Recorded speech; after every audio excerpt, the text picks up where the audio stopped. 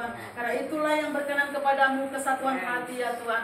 Terima kasih Tuhan, kami siapkan hati kami untuk mendengarkan sebagian daripada firman Tuhan. Urapi hati kami supaya hati kami dapat mengerti bahasa firman-Mu, supaya hati kami Tuhan Yesus memiliki tempat dalam firman-Mu. Terima kasih Tuhan, dalam nama segala kuasa kegelapan, Engkau roh jahat yang membutakan mata rohani kami tidak memahami firman Tuhan. Kami ikat, kami hancurkan kuasa-Mu dalam nama Yesus Kristus. Demi nama Tuhan, melainkan roh kudus-Mu Bapa yang berdaulat penuh atas kehidupan kami saat ini. Kami mendengar firman Tuhan di dalam nama Yesus Kristus Tuhan kami yang hidup. Kami berdoa bersyukur. Haleluya. Amin. Amin. Puji Tuhan, terima kasih. Shalom. Horas. Karena banyak keluarga Batak di sini. Kalau nuju bulanin bahasa Bataknya apa, Pak? Apa? Pabo Surgon. Pabo Surgon. Pabo Surgon. Pabo Surhon. Iya. Iya. Puji Tuhan. Memang luar biasa ke arah sini itu ya. Memang kata Bang Oto, jalan tidak selalu rata. Manurung-manurung, si tinjak si tanjak gitu ya. Muter-muter, butar-butar gitu ya. Jadi tapi intinya kita udah sampai, ikut bersyukur lah ya. Si Torus nggak dapat Pak tadi Pak. Ya, tapi tetap mengucap syukur aja lah ya. Nah kita sampai ke tempat ini dan tentunya tadi sudah diadatin. Nah nanti kita akan doakan. Tadi sebelum ke sini memang saya berkunjung ke Bu Leni juga mendoakan beliau ini dan kemudian langsung ke sini. Saya pikir saya paling awal. Nah ternyata tetap aja lambat juga ya meskipun motor. Ya. Nah, saya sudah bagikan itu. Kita akan belajar tentang penyertaan Tuhan atas orang kepercayaan Tuhan. Kita orang yang percaya kepada Tuhan, amin. Tetapi pertanyaan kedua adalah apakah Tuhan percaya sama kita? Karena waktu kita dipercaya oleh Tuhan, Tuhan sanggup memberikan kita apapun yang Tuhan ingin lakukan melalui hidup kita. Jadilah berkat bagi pelayanan pekerjaan Tuhan, bagi keluarga, bagi pekerjaan, dan juga bagi gereja Tuhan. Kalau kita melihat silsilah Yesus, saudara, di situ saudara melihat dari Adam sampai Yesus Kristus itu banyak tokoh. Tetapi yang diwarnai hitam, merah maksud saya, yang dibold di situ hanya beberapa orang saja. Adam, kemudian setelah itu masuk kepada zaman Nuh itu banyak tokoh, tetapi cuma Nuh yang paling zoom di situ. Kemudian sampai Abraham, Ishak, Yakub, tokoh-tokoh juga seperti tidak tertulis dengan baik karena memang riwayat mereka. Kemudian zaman Raja Daud, Salomo sampai kepada Yesus Kristus banyak tokoh, tetapi yang memang tidak seturut dengan kehendak Tuhan. Kita sedang membaca itu ya tentang raja-raja dan memang ada yang takut sama Tuhan atau tidak. Nah kita belajar pembacaan kita di Kejadian 26 ayat 12 sampai 22. Ayat 12 mengatakan, maka menaburlah Ishak di tanah itu dan dalam tahun itu juga ia mendapat hasil 100 kali lipat sebab ia diberkati Tuhan. Pertambahan atau kelimpahan jika terjadi hanya karena berkat Tuhan saja. Amin. Jadi apapun itu, kalau kita belum dapat, ya belum namanya ya. Nanti sudah dapat, kita berkata ini adalah berkat Tuhan. Tuhan pakai keahlian kita, Tuhan pakai jaringan kita. Nah hari-hari ini, tadi saya ikut seminar, sampai saya di motor, sampai di Bu Leni, sampai ke sini pun saya ikut Zoom. Pakai ini earphone, berbicara tentang generasi, mulai dari baby boomers, dari setelah Perang Dunia Kedua itu. Nah sekarang masih ada generasi itu sampai generasi Z, sampai pada generasi nanti berikutnya, saudara. Nah kita belajar bahwa memang cukup bagus tadi berbicara mengenai anak-anak generasi. Makanya anak-anak sekarang kan generasi gadget, makanya saya pakai gadget. Jadi nggak apa-apa ya, saya jadi generasi Z. Kemudian saudara sekalian kita menyadari bahwa semua adalah anugerah Tuhan. Tuhan pakai keahlian kita, jaringan kita, hokinya kita. Ada orang percaya juga hoki ya. Kemudian kita hoki dalam Tuhan tentunya karena Tuhan. Bukan karena serta-merta terjadi begitu saja. Dan atas izin dan kehendak Tuhan, makanya kita boleh mendapatkan berkat Tuhan. Kita nggak boleh sombong dan lupakan Tuhan. Tapi saya bersyukur hari ini ada mulai lahir, kemudian 7 bulanan, kemudian nanti ada lagi itu sampai kepada anak sudah besar. Kita mengucap syukur, kita mendoakannya kepada Tuhan. 13 sama-sama baca. Dan orang itu menjadi kaya, bahkan kian lama kian kaya, sehingga ia menjadi sangat kaya. Yang Tuhan lakukan tidak tanggung-tanggung, saudara. Dia akan terus membuat kita next level. Amin. Tidak ada keluarga yang langsung mewah, tidak ada keluarga yang langsung punya banyak hal. Nah, kita melihat orang yang sudah berhasil, kita lihat awalnya seperti apa itu dulu. Jangan lihat langsung berhasilnya. Semua orang juga pengen langsung berhasil. Tetapi bagaimana perjalanan mereka? Tentunya Tuhan membuat kita akan next level. Keluarga pasti mengalami berkat Tuhan sesuai kebutuhan di setiap keadaan anggota keluarga. Waktu anak satu ya berkatnya kayak kepada anak satu. Zaman dulu orang bilang banyak anak banyak rezeki. Sekarang banyak anak, waduh, banyak biaya, uang pangkal luar biasa. Kita mau pakai zona apapun, jalur apapun, akhirnya kita mikir-mikir, saudara ya. Kemudian ayat 14 mengatakan ia mempunyai kumpulan kambing domba dan lembu sapi serta banyak anak buah, sehingga orang Filistin itu cemburu kepadanya. Kepunyaan orang percaya cenderung menjadikan cemburu bagi orang lain. Itu sudah wajar, saudara ya. Jadi kita bersyukur kalau orang cemburu sama kita, berarti kita dianggap lebih berhasil. Dan rata-rata orang itu mengenal orang Kristen itu sebagai orang yang diberkati. Makanya mereka menganggap bahwa orang Kristen itu pasti adalah kepunyaan gitu ya. Nah itu jadi kita juga tidak terlalu kepikiran, saudara, kalau memang ada orang cemburu sama kita karena kita mempunyai sesuatu, kita punya jalan juga dihalang-halangin, kita punya mendapatkan berkat juga orang ngiri dengan cara apa supaya itu hilang daripada kita. Ishak juga begitu.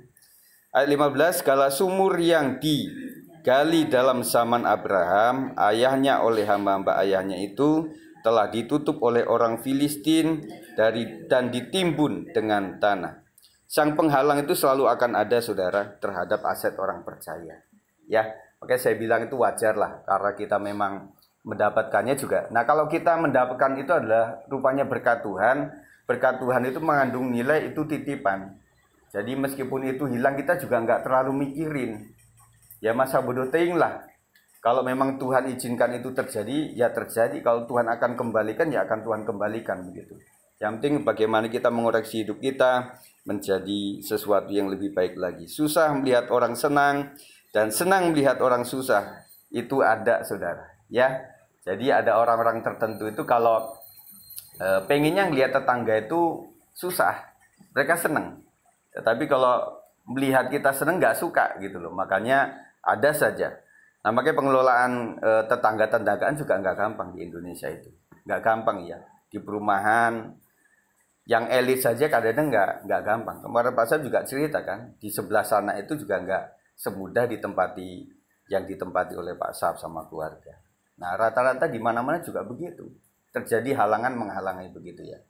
Nah makanya saya berharap saudara gereja kita itu ada di sebuah lingkungan yang kita juga jalannya kecil dan kita berharap santun lah gitu ya. Waktu jalan ada sih yang membuat santun karena ada ranjau-ranjau cinta itu yang membuat kita jadi pelan tetapi jadi bagus lah begitu ya. Ayat 16, lalu kata Abimelek kepada Ishak, pergilah dari tengah-tengah kami sebab engkau telah menjadi jauh lebih berkuasa daripada kami. Nah, peristiwa yang di Kalimantan juga hal seperti ini. Jadi para pendatang itu kok lebih mewah, lebih berhasil. Dan kakak saya yang ada di Kalimantan juga cerita. Saya itu kan orang-orang Jawa, orang-orang yang kesana itu kan bisa bertani. Kemudian kakakku ini membuat sumur yang bagus, ya. Kemudian membuat WC yang bagus, begitu ya. Nah rata-rata orang sana tidak semua, tetapi rata-rata yang penting lubang dengan satu kayu kemudian satu tongkat itu udah aman, udah plung begitu saja. Nah akhirnya buat seperti itu, nah itu menjadi kecemburuan sosial. Nah itu juga terjadi pada zamannya Ishak. Pengusiran terhadap orang yang lebih sukses dari dulu sampai sekarang sering terjadi. Keluarga Kristen dianggap lebih sukses oleh pihak lain. Tanpa sadar keadaan orang percaya otomatis bersaksi sendiri. Ya, jadi percayalah bahwa orang-orang lain itu sebenarnya efek kecemburuan sosial saja. Mereka menghalangi kita untuk melakukan kebaikan dengan kata istilah yang menjebak, kristenisasi lah atau apa. Kemudian kita juga dihalangi untuk ibadahnya, minta izin juga susah. Makanya teman-temanku, Bu Femi ya, jauh ya Bu dari sini, jauh. Nah kita juga mau bikin gereja di sini susah Bu. Makanya itu ya Bu. Jadi makanya kita juga pengen bagaimana ya bisa akses ke sini. Tetapi kan bisanya Sabtu. Kita secara hati kecil pengen menghindari Sabtu. Tetapi tetap jatuhnya di hari Sabtu. Yang membuat kita yang kerja-kerja juga bisa ikut begitu ya. Jadi ya karena jalan tidak selalu rata kata Bang Oto ya kita ikuti saja. Kalau kita kesininya sudah lama berarti kita agak lama untuk pulangnya. Makanya kita belajar terus dulu ya.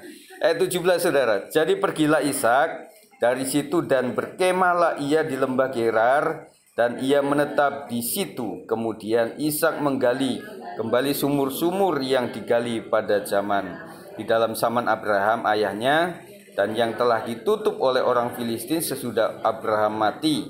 Disebutkannya lah nama sumur-sumur itu menurut nama-nama yang telah diberikan oleh ayahnya. Ayat 19. Ketika hamba-hamba Ishak menggali di lembah itu, mereka mendapati di situ mata air yang berbual-bual airnya. Lalu bertengkarlah para gembala Gerar dengan para gembala Ishak, kata mereka, air ini kepunyaan kami. Dan Ishak menamai sumur itu Esek, karena mereka bertengkar dengan dia di sana. 21. Kemudian mereka menggali sumur lain dan mereka bertengkar juga tentang itu, maka Ishak menamai sumur itu Sitnah.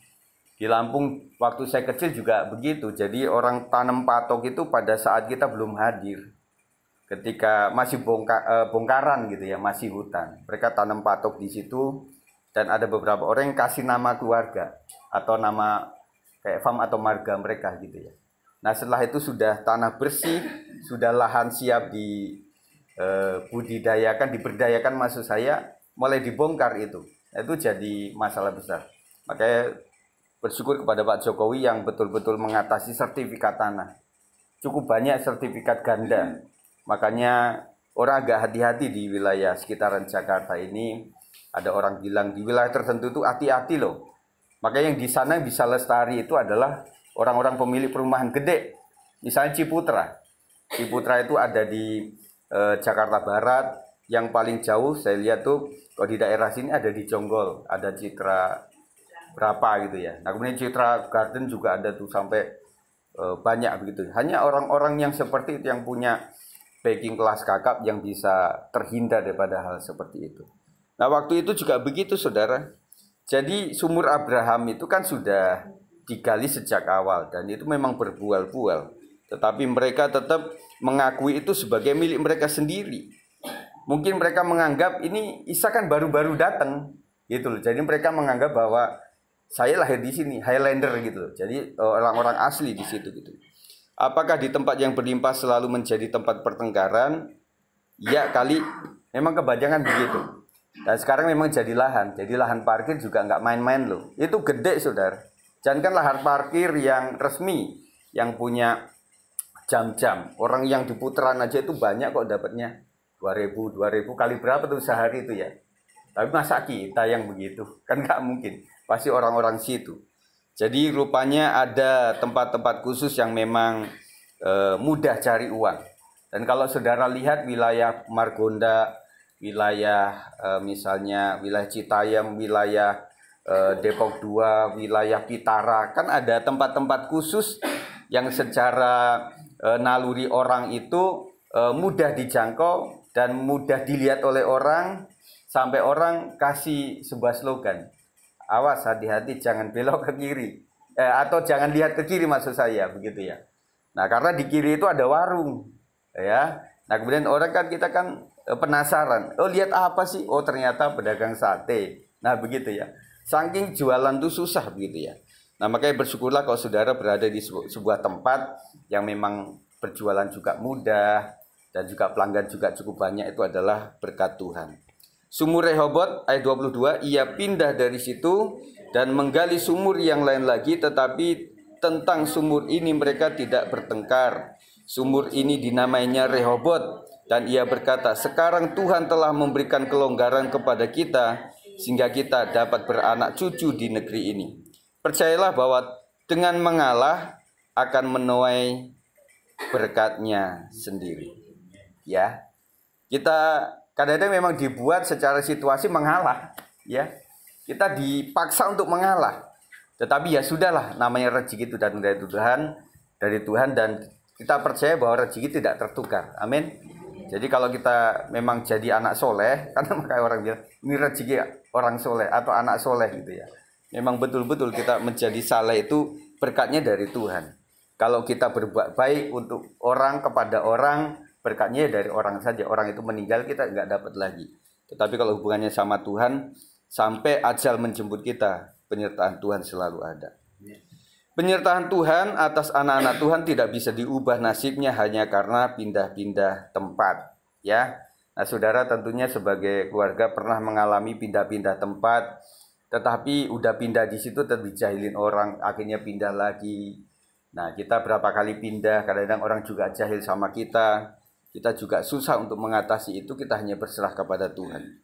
Bahwa dimanapun orang percaya berada atau berusaha, seharusnya pasti diberkati karena penyertaan Tuhan. Oleh sebab itu pastikan saudara usaha kita ada dalam penyertaannya. Dalam perencanaan kita libatkan Tuhan. Dalam pertimbangan dan keputusan kita libatkan Tuhan. Pada saat menjalankan usaha atau pekerjaan harus libatkan Tuhan. Adakan doa bersama-sama, mengundang hamba Tuhan atau teman-teman jamaat pada saat usaha dibuka dan kemudian kita doakan supaya tempat itu diberkati oleh Tuhan. Bang Oto sudah memulai hari ini dengan menyerahkan sang bebinya, udah usia 7 bulan. Tepat 7 bulan atau kira-kira Bang? 7 bulan, udah lewat beberapa hari. Nah udah lewat beberapa hari ya. Supaya betul-betul Tuhan akan peliharakan keluarga Bang Oto juga, kita doakan pekerjaannya. Dan juga Ibu Trivena juga supaya tetap nyaman, aman dalam pekerjaannya dan juga tetap sehat semuanya ya.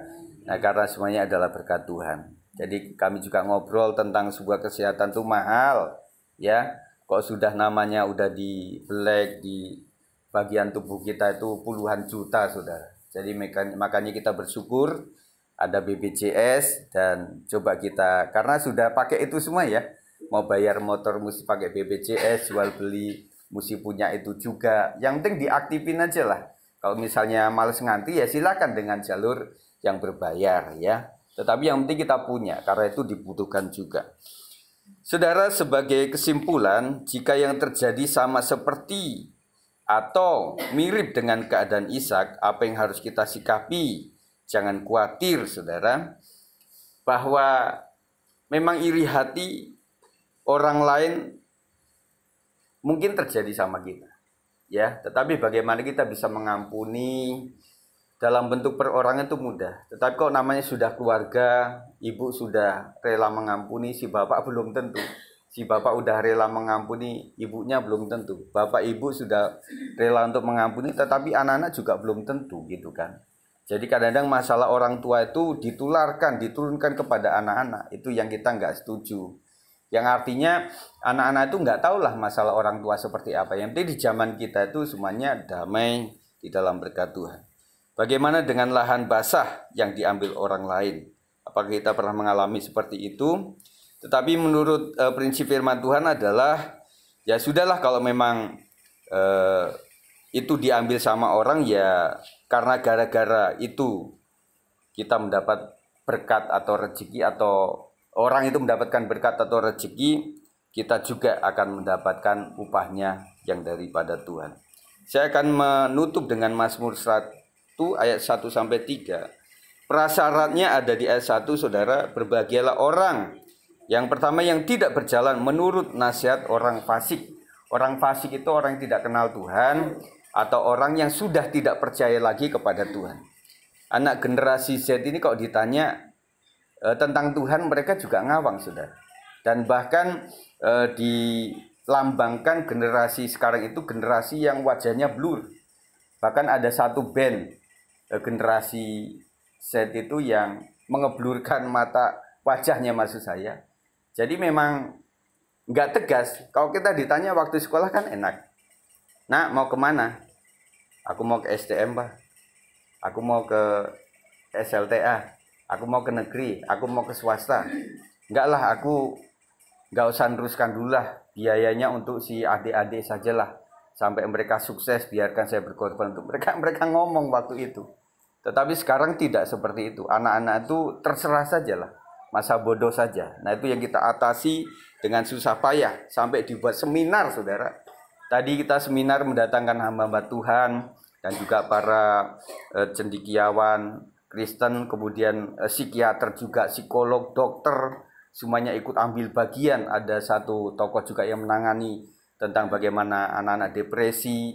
Anak-anak sampai SD pun mereka bunuh diri juga. Sampai kepada anak-anak kecil pun gara-gara handphone bisa berantem, saudara. Dan sekarang kan sudah gadget semuanya. Kalau zaman dulu anak nangis dikasih sama babysitter. Kalau sekarang anak nangis dikasih gadget, dia berhenti menangis. Nah, itu udah masalah tersendiri yang harus diatasi. Nah, GBI peduli dengan itu, makanya diadakan seminar. Yang kedua, yang tidak berdiri di jalan orang berdosa. Nah, jalan orang berdosa beda dengan jalan orang benar. Kalau berdiri jalan orang fasik atau orang berdosa, pasti kita pasti mengikutilah jalan itu. Ya, jadi ibu-ibu, bapak-bapak, tadi kita bersyukur. Terima kasih sama Pak Ferry yang sudah bawa macet-macet. Bibi capek ya, Bi? Tapi kan enak Bibi tinggal tidur. Yang nyetir. Iya. Iya. Enggak, yang tidur ini kan memang bersyukur. Ya, ada masa yang agak panjang ini gitu ya. Tetapi ya. Nah, makanya Bapak Ibu Saudara sekalian, kita menghargai orang-orang yang bisa bawa kita. Jadi nggak mudah loh. Nyampe ke sini itu nggak mudah, ya. Kita bayangkan kalau kita naik angkot, kita bayangkan kalau kita naik Grab, kalau kita bayangkan naik motor juga kan pinggang juga sakit juga. Jadi saya merasa istriku kok tambah berat 30 kilo waktu saya bawa tadi. Kayak berat begitu ya. Ternyata memang jauh sekali, saudara. Makanya bersyukurlah saudara sampai oleh karena teman-teman kita. Dan kita memberkatilah juga Pak Asap juga yang sering membawa teman-teman, ya. Ibu-ibu terima kasih pada Pak Asap. Pak Asap terima kasih ya sudah sampaikan ke tempat ini. Nah, memang susah saudara untuk mengatasi itu. Kadang-kadang memang hari betul-betul menjadi pilihan utama untuk kita sekalian. Dan yang tidak duduk dalam kumpulan pencemooh, tetapi yang kesukaannya ialah Taurat Tuhan, dan yang merenungkan Taurat itu siang dan malam. Artinya saudara, kesukaannya Taurat Tuhan pasti nggak cuma suka teorinya, tetapi harusnya suka melakukannya juga. Tentunya kita banyak belajar karena saya adalah pengkhotbah pengajar. Jadi banyaklah muatannya sudah saya lontarkan kepada Bapak Ibu Saudara sekalian. Tetapi yang penting kan bukan mendengarnya, bukan berapa banyaknya kita sudah mendengar, tetapi sedikit mendengar tetapi melakukannya dengan sukses. Begitu ya. Nah, kemudian ayat yang kedua, tetapi yang sukanya Taurat Tuhan dan yang merenungkan Taurat itu siang dan malam, ia akibatnya apa? Seperti pohon yang ditanam di tepi aliran air yang menghasilkan buahnya pada musimnya dan yang tidak layu daunnya. Ini yang bagus. Apa saja yang diperbuatnya berhasil. Jadi syarat tadi adalah apa saja yang diperintahkan Tuhan secara pribadi atau melalui gerejanya harus dilakukan dalam hal berdoa. Ajaran tentang berdoa sudah ada dalam firman Tuhan. Tutup pintu, kemudian kita doa secara pribadi. Nah, saudara, di dalam prinsip Taman Getsemani itu adalah kita harus memiliki taman dalam artian kita punya ruang sendiri.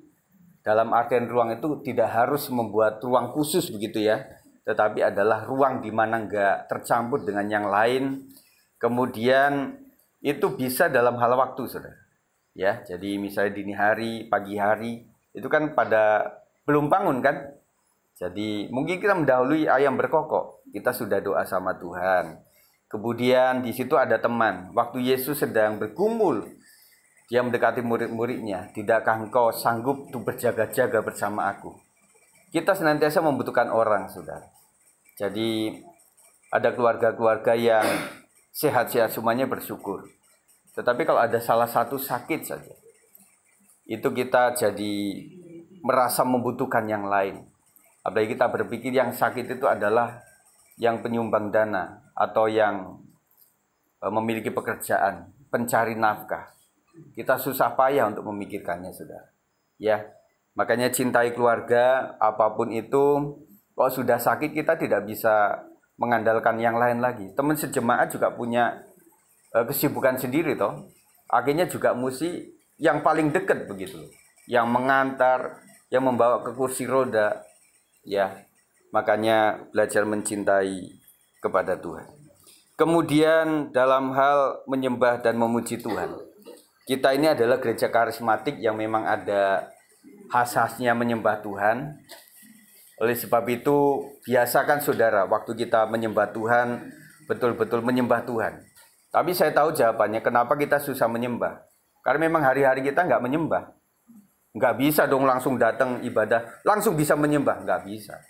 Nggak bisa, kita juga nggak enak hati kita. Ngomong apa juga nggak akan tulus lah. Tetapi harus hari ke hari itu. Makanya orang itu mengenalnya dengan gaya hidup sebagai seorang penyembah. Saya percaya para WL juga, para singers, pemain musik yang suka mendengarkan lagu-lagu gereja, itu pasti nyambungnya cepat, saudara. Rohnya nyambungnya juga akan cepat. Makanya belajarlah menyembah dan memuji Tuhan. Di surga nanti kita akan banyak menyembah Tuhan. Ya, jangan sampai saudara kapok di surga. Akhirnya pingin cari kontrakan lain, saudara. Ya, belajarnya menyembah. Kemudian merenungkan firman dan lakukan firman. Firman itu ada, kalau di Mazmur ada sela. Artinya kita baca, kita renungkan. Nah, di sini siapa yang aktif masih membaca firman Tuhan harian itu, yang 3 pasal saya kasih itu, saudara, memang beberapa hari ini agak datar ya. Ini cerita-cerita yang diulang, tetapi belajarlah. Nah, saya caranya kok baca tuh, apalagi mata saya kan memang udah plus, silinder lagi, ada minusnya lagi, pasti ngantuk bawaannya. Nah, akhirnya saya buatlah Alkitab audio. Ya, saudara bikin itu 3 pasal nggak sampai ketidur. Tetapi kalau udah 4-5 pasal mungkin bisa ngantuk gitu ya, kayak dengerin radio. Tetapi lumayan, saudara, bisa membantu kita. Kemudian taat beribadah. Nah, sekarang saya punya pertimbangan dengan hybrid, Bapak Ibu Saudara. Jadi persiapkan saudara, kalau tidak bisa TKP melalui Zoom. Ya, kita sudah bikin itu pada setiap hari Rabu, kalau nggak ada acara lain, kita rutin akan adakan. Nah, termasuk keluarga di sini, Bu Femi ya, dan Bu Tineke yang cukup jauh, saya sarankan kalau nggak sering bisa datang ke TKP di Siliwangi itu karena cukup jauh, undanglah kami. Jadi tetap di rumah itu ada menjadi rumah doa ya. Jadi nggak usah sediakan yang macam-macam. Yang penting kita bisa datang, itu puji Tuhan ya. Apalagi di luar hari Sabtu itu lebih mudah kita untuk menjangkaunya ya. Cuma buat bapak-bapak yang kerja juga memang agak sulit untuk mendatangi itu. Dan saya usul saja di sini mungkin waktu ibadah WBI kan bisa diadakan di sini ya. Di Bu Tineke atau di Bu Femi bisa. Kemudian di tempat-tempat lain juga bisa diadakan cara begitu. Nah, itu kan olahan kita supaya kita tetap terjagai dengan baik. Kemudian juga dalam hal pemberian, karena firman Tuhan juga memberikan itu, saudara. Ada perintahnya, saudara. Kita itu variannya cukup sedikit kok, saudara. Kolektor saja 2 kali, kemudian ada persepuluhan, kemudian ada PK itu ada persembahan khusus. Nah, saya terangkan, untuk persepuluhan itu sudah diperintahkan oleh Tuhan. Suatu kali nanti saya akan posting ulang tentang Allah saya mengajarkan itu tentang sebuah persepuluhan. Bahkan kalau mau jujur, anak-anak pun juga sudah masuk loh, saudara. Waktu dia dikasih angpo, dikasih omnya, dikasih waktu ulang tahun itu, kita ajar mereka, saudara. Nah, kita saja kan susah kan, udah gede-gede, karena udah gede. Tetapi kalau dari anak-anak kita ajarin mereka, itu bisa terjadi. Caranya bagaimana? Ya bisa saja. Nah, ini uang jajan buat kamu ya, 50.000, tetapi 5.000 mama potong ya, buat persepuluhan. Taruh di sini. Nanti kalau udah ngumpul, kasih kepada gereja. Nah, kemudian persembahan khusus adalah dalam hal apapun juga lah. Saudara membuat usaha, Terima kasih Tuhan, saya bersyukur kasih itu persembahan khusus. Saudara ulang tahun, terima kasih, oh puji Tuhan, berkat Tuhan ada. Saya sisihkan ini untuk persembahan khusus. Saya mengucap syukur untuk hari ulang tahun. Terima kasih sudah perjalanan jauh, lintas provinsi, sudah aman dalam perlindungan Tuhan. Ini ucapan syukur saya. Terima kasih saya sudah dipromosikan untuk mendapatkan kerja. Ini gaji. Nah kemarin saya mendapatkan satu anak yang memang mendapatkan pekerjaan dia dan bersyukur untuk buah sulungnya dan dia kasih kepada gereja Tuhan. Dan banyak hal yang waktu 7 bulanan ini juga mensyukuri untuk anugerah Tuhan. Apapun itu persembahan khusus yang bisa kita lakukan kepada Tuhan. Nah, kalau saudara protes dengan persepuluhan, habis itu kolektif juga enggak, habis itu yang lain juga enggak, terus saudara mau kasih apa? Jadi itu menjadi pengajaran buat kita. Akibatnya adalah apa saja yang diperbuatnya berhasil. Apa saja dalam seluruh kehidupan, termasuk usaha dan juga pekerjaan. Dan saya percaya anak-anak itu adalah berkat Tuhan, saudara. Amin. Jadi kita mensyukuri generasi apapun, generasi Z atau generasi milenial, itu adalah anugerah Tuhan saja. Cuma kita mensiasati ya, saudara. Jadi banyak pengalaman tadi diunggah di dalam seminar tadi ya. Nah, asik juga sih dengerin kayak gitu. Jadi tambah pengetahuan mengatasi anak-anak sekarang. Nah, yang jadi PR adalah untuk anak-anak sekolah minggu kita itu ya. Nah, mungkin karena mereka generasi Z, ibu-ibu, jadi kakak-kakak, mungkin kita kurang nyambung di dalam tata bicara atau materi, bisa saja kan. Karena generasi sekarang itu adalah tidak bisa lama-lama konsentrasi. Dan mereka tidak bisa diem. Kalau disebutnya anak-anak itu males, itu sebenarnya bukan males. Tetapi berarti ada sebuah kegiatan yang memang menjemukan, yang membosankan begitu ya. Karena pada dasarnya anak itu kayak baterai Freddy yang dia tuh, wah saudara, kadang-kadang tidurnya malam, dia bangun pagi pun masih bisa. Coba orang tua tidur malam suruh bangun pagi, belieng semuanya, saudara. Anak-anak adalah anak-anak yang memang aktif sebenarnya. Nah, makanya mereka harus kita mediasi terus untuk menjadikan anak-anak kita takut kepada Tuhan. Itu ya Bang Oto, saya pesankan kepada kita sekalian juga. Bang Oto juga ternyata luar biasa diberkati oleh Tuhan, dan juga tentunya Pak Sinaga dan Ibu juga sukacita, dan saya pikir semarga juga sukacita. Dan kita doakan terus bagi teman-teman yang memang merindukan ini supaya dikasih anugerah Tuhan yang luar biasa. Mari kita akan berdoa sebelum kita mendoakan untuk Kak Putri ya. Terima kasih ya Tuhan, kami ucap syukur untuk anugerah Tuhan sehingga kami boleh ada tempat ini. Jerih payah kami tidak akan pernah sia-sia. Dan biarlah kami pulang bukan rasa capek, tetapi rasa gembira. Karena hati yang gembira adalah obat yang manjur. Terima kasih, berkati rumah ini menjadi rumah doa, tempat Allah bertahta. Di sini ada doa, ada pujian penyembahan, dan menjadi saksi buat tetangga-tetangga sebelah. Dan tetap mendoakan tetangga-tetangga sebelah ini tetap menjadi orang-orang yang baik, yang saling peduli satu dengan yang lainnya. Keluarga di sekitaran sini, di Pasir Putih, kami serahkan dalam tangan Tuhan. Berkat Tuhan berlimpah atas mereka dan kami juga yang hadir, diberkatilah kami oleh firman Tuhan. Demi nama Yesus, kami ucap syukur dan berdoa. Yang percaya katakan, amin.